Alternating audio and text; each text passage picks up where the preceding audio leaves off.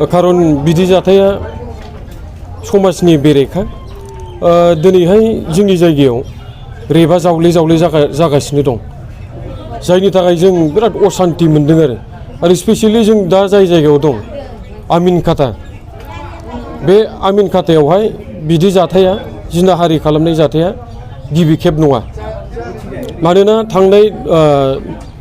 2022आवबो सासे जोंनि बर' आइजोखौ जाय आइजोआ बै समाव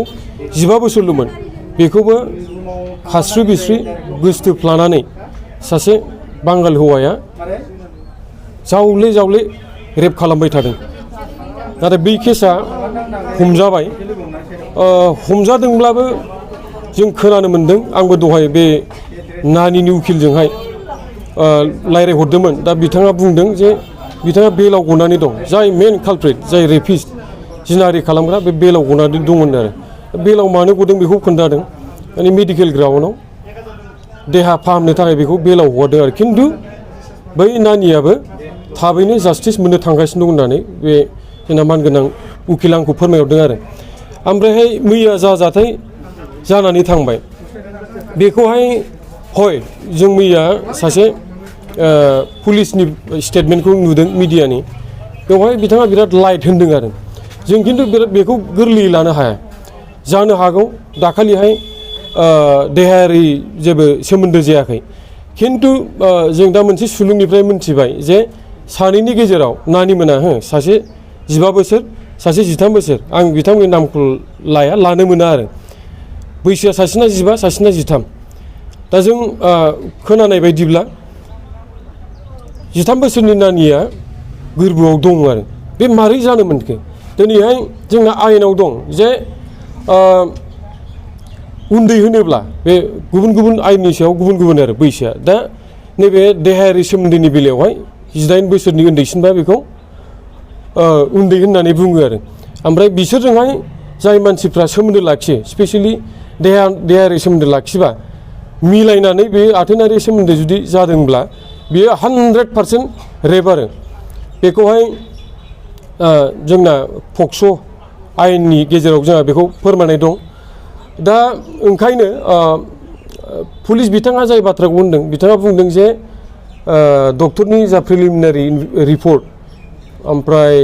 नानिमनि जा स्टेटमेन्ट बे मिलायदों जाहैदों माने बिनि थाखाय एसे गुरै स्टेटमेन्टखौ होदों आरो खिन्थु कुइसना बेनो प्रेगनेन्टआ मारै जाखो दिनै मानो 18 बोसोर बैसोनि उन्दैसिन सासे 15 बोसोर सासे 13 बोसोर बैसोनि नानि मोना मानो प्रेगनेन्ट जानो मोनखो मारै बिथांनि देहायाव दा उन्दै दं बे बिराद गिदिर सोंथि आरो जायनि थाखाय दिनैनि हाबाफारिखौ लानो गोनां जादों हाजार हाजार मानसिफ्रा बाव बाहागो लाफैदों खुनु बाव राजनितिकजों सोमोन्दो गैया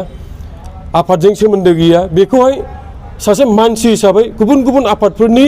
दैदेनगिरिफ्रा आरो मावथि लोगोफ्रा फैदों आरो बयनिबो थांखिया मोनसेल' जे जोंनो स्पेसियेलि बै नानि सानैमोननो मा होनो बेखौ थार बिजिरनायखौ नांगौ आरो जोंनि ओनसोलाव जे जावले जावले बे रेप केसा जाबाय थादों बे रेप केसा थाबैनो बन्द जानांगौ थांखिया दिनैनि थांखिया बेल' आरो क'क्राझाराव मोनसे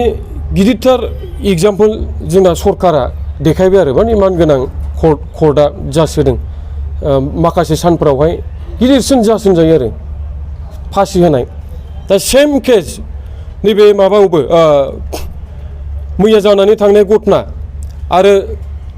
2022आव जानानै थांनाय घटना बै घटनाफ्राव जाय बिथांमोना दायनिगिरि एबा रेप खालामदोंमोन गासैखौबो फासि होनांगौ माने गोरानिफ्राय गोरासिन साजा होनांगौ आरो नङाब्ला बे जावले जावले रेप जानाय केसा मारै बन्द जानो बेथ' बांलांबायसो थागोन ना आङो माने सिदा बुंनो सानो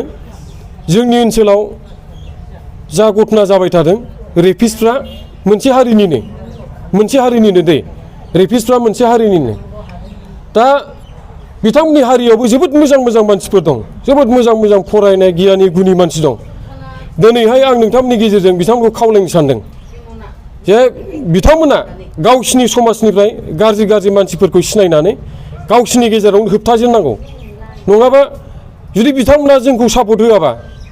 माने जोंनि समाजा गुबुंलेयैनो गुबुंले जागोन आरो बेवहाय मा होनो बेखौ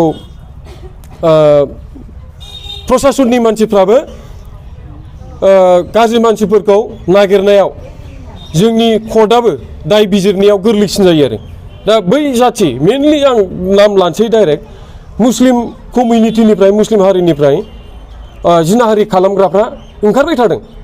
दा खिन्थु बेखौहाय जों होबथानोबा जोंल' दावखोबोनानै जानाय नङा